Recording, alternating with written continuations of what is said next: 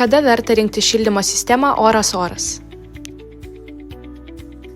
Šildymo sistemą oras-oras visą laiką rekomenduoju savo klientams rinktis tada, kai yra poreikis papildomam šildymui arba netgi ir pagrindiniam šildymui.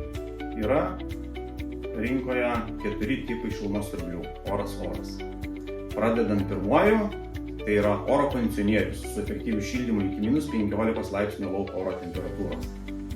Bet tas temperatūras iki -15 laipsnių tikrai galite pamiršti, kadangi Lietuvos klimatui tinkamas oro kondicionierius darbas gali vykti tik tais iki nulinės temperatūros, nes prie +-2 laipsnių lauko oro temperatūros yra labai didelė drėgmė.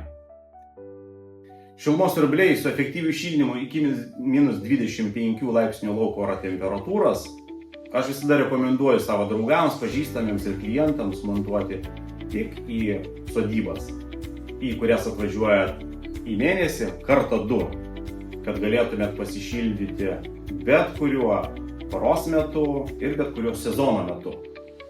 Šilumos siurbliai oras-oras su efektyviu šildymu iki -30 laipsnių lauko oro temperatūros mano manymu jau tinka netgi ir kaip pagrindiniam namo šildymui, nes efektyvumas yra tikrai geras ir netgi prie -25 laipsnių lauko oro temperatūros netgi turi 80% galios.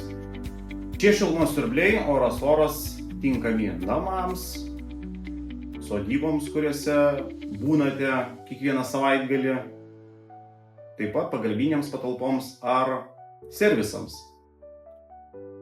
Ir paskutinis šilumos siurblys su efektyviu šildymu iki -32 laipsnių lauko oro temperatūros irgi yra atsiradęs Lietuvoje ir Europos Sąjungoje.